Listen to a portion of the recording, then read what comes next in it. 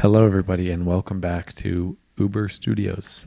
While this is the first video that you're seeing in a long time, there are a couple in the chamber on their way out, just working on the finishing touches. But I wanted this one to be the first one back because it's extremely relevant to tomorrow. I'm filming this today. This will either go out today or tomorrow, but tomorrow is the 4th of July. Which in my Mormon journey is actually a significant day. It's the day that I resigned my membership from the church.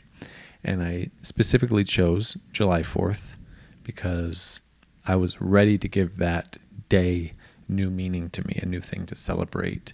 And I know that patriotism and all of that was extremely important to the church. And so I wanted to turn that on its head and use it against it. I'm going to get right into the video now. This is all scripted. It's a new format that I'm working on. Here we go. My serious questioning began in 2017. At the time, I didn't even realize what I was doing.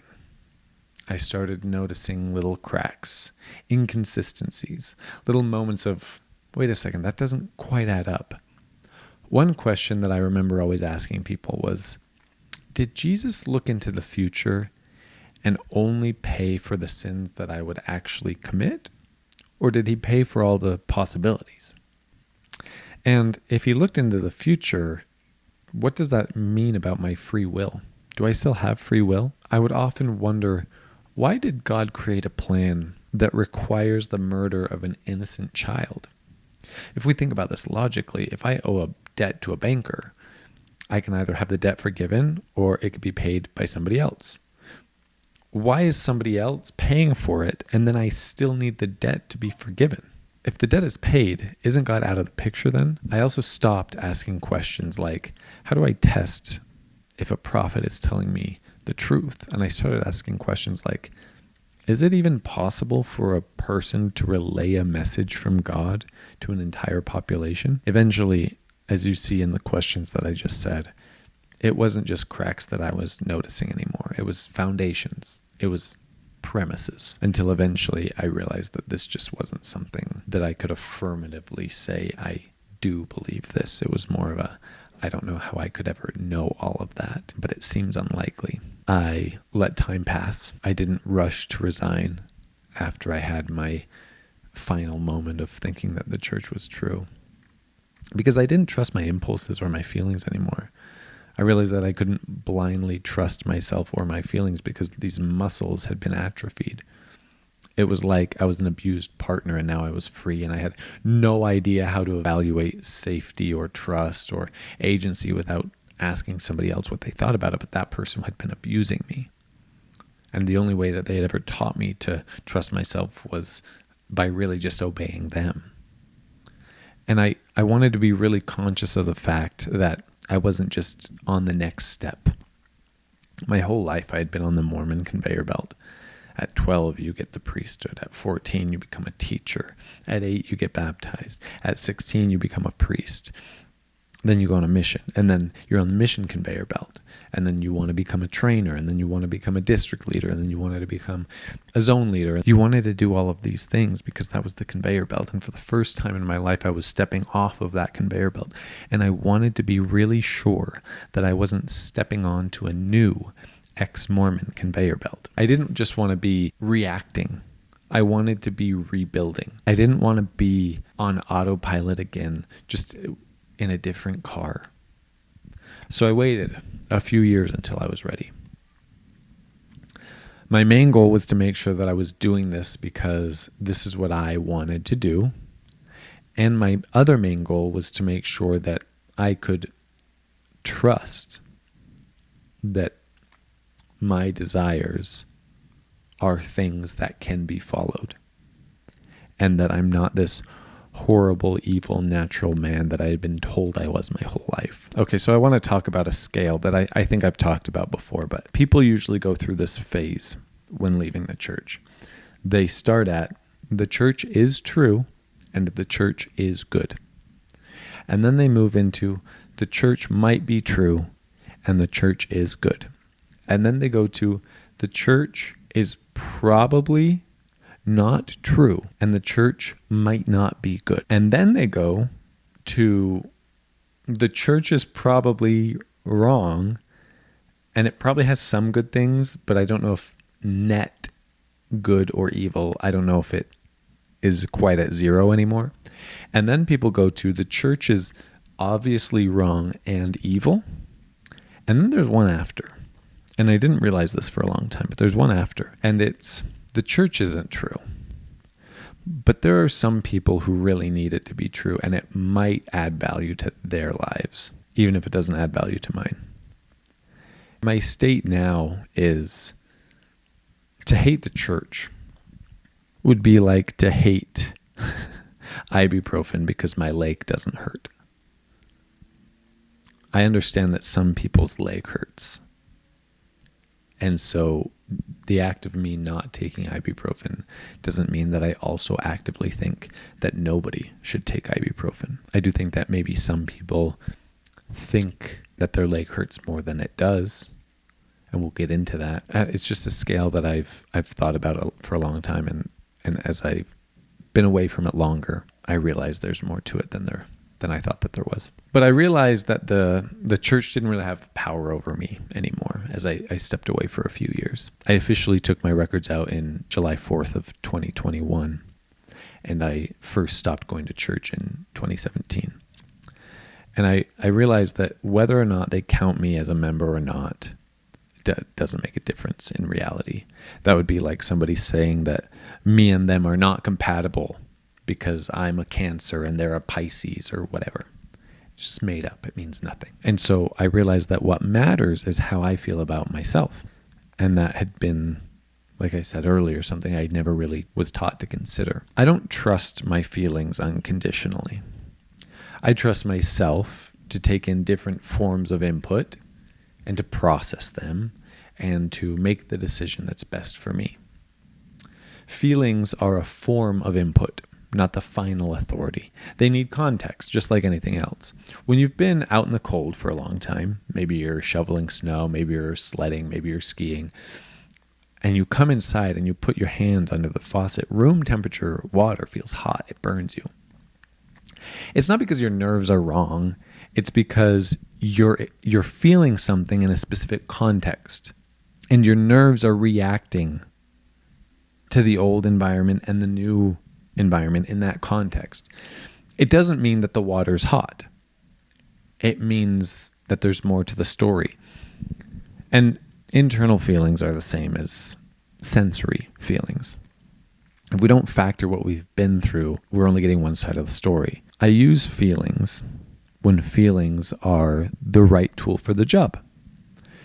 If you are choosing what your future is with a partner, then how you feel about them and how they make you feel is incredibly valuable. But if you're doing your taxes, feelings almost don't even enter the equation. And that's what this became about. I didn't want to be reacting anymore. I didn't want to be rebelling anymore. I just wanted to be choosing. I just wanted to be taking in the different forms of input, and I just wanted to be acting and building and starting from somewhere and moving to a place where I thought meant forward. So as I was weighing all of these decisions, my wife and I were expecting our first baby. He was born later in July. His I almost said estimated arrival time, but his due date was late July. I didn't want him to come into the world with a father who was still reliving old cycles and asleep at the wheel. This is an interesting place to talk about this, but I guess I will. This right here, for those of you who can see it or are watching, this is an ancient religious symbol. It's called the Ouroboros. It's a snake eating its tail. Carl Jung talked a lot about this, and his one of his students, Eric Neumann. It's a symbol of unconsciousness. It represents us in our state before we develop an ego and realize that we are separate from our environment. Kind of symbolizes living in patterns that you didn't choose and just repeating in the eternal round. You never wake up, but you never really fall asleep either. You're kind of at an in-between state always. And Jung believed that because a snake represents this for us, it makes perfect sense that a snake would be the character that wakes Adam and Eve up in the Garden of Eden.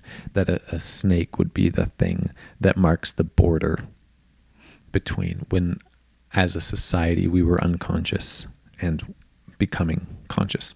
While I'm on this topic of Adam and Eve, there are two books that I want to reference really quickly and dive a little bit deeper into their theories about the fall, because I found this interesting when I learned it. And there's never been like an obvious place to share this with you all. And now there kind of is. So I'm going to talk about these two books really quick.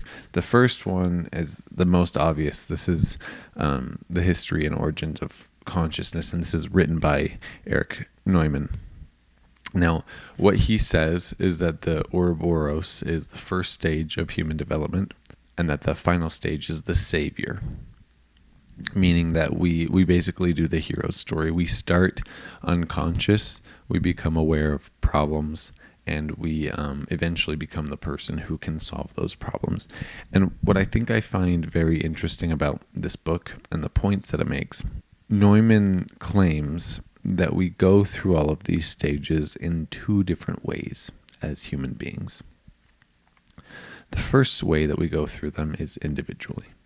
We are born, we have a period of time where we are not really aware of the fact that we can die. We don't really see ourselves as a self. And eventually we go through these stages and become the person who solves our own problems. And, we emulate Christ because he's the character who deserves emulation in our culture. And then we go through these stages as a collective. As a society, we have moved through these stages as well, and we're continuing to move through these stages. There was a time as a society where we didn't even know that putting a seed in the ground made a plant come out. And now we're well past the agricultural phase of our society, and we're past the manufacturing phase, and now we're in the information age, and we're just becoming more and more capable of solving problems. And yeah, we're creating other problems as a byproduct of all the things that we're learning, but there's never been a better time to be alive as a human being. There's so many things that we don't have to worry about that statistically and for most of history has been the number one plague to our society. There's a great book that I wasn't planning on bringing up right now, but Homo Deus by Yuval Noah Harari, where he talks about how sickness and war and poverty have kind of been these huge anchors on us that have been very destructive and caused a lot of problems. And what will the world look like when we've basically solved those in the very near future?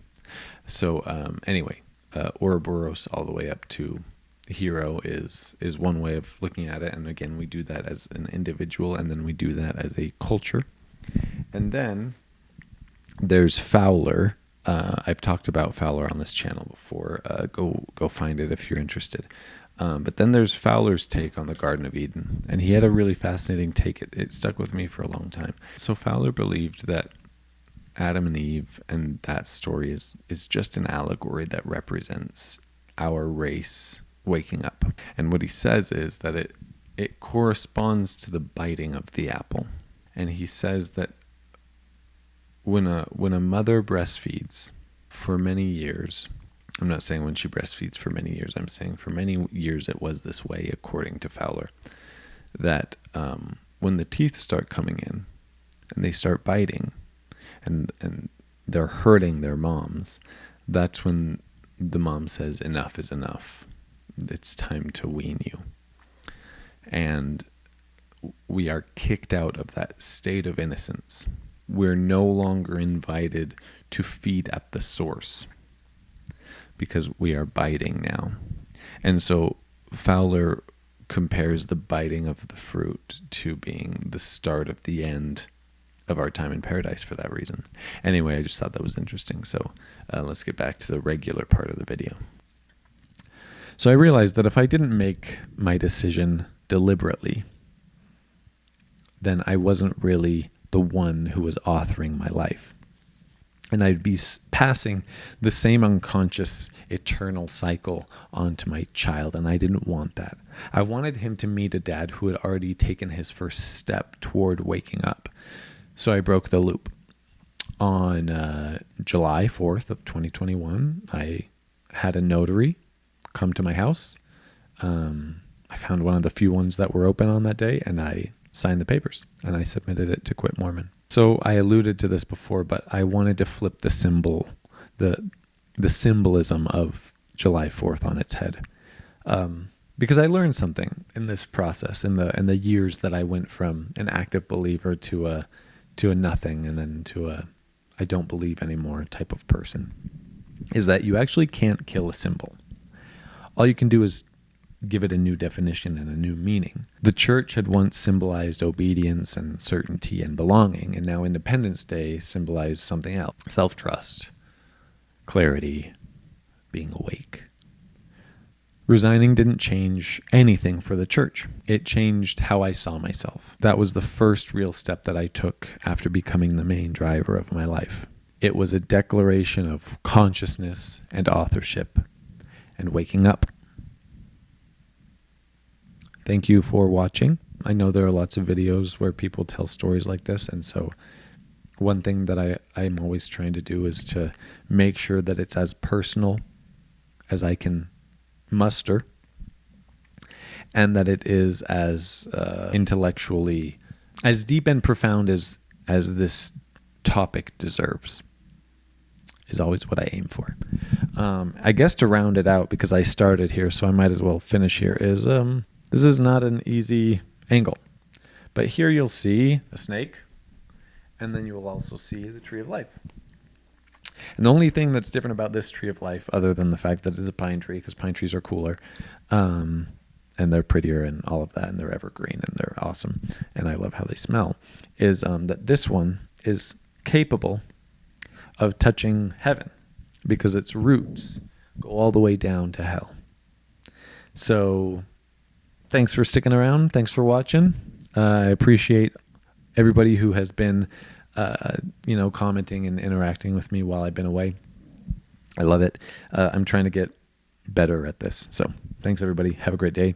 Happy 4th of July. If you're in a place where this is a holiday, then I bet there's some fireworks and some smoke in the air, and lock your dogs up and brush your teeth. Bye.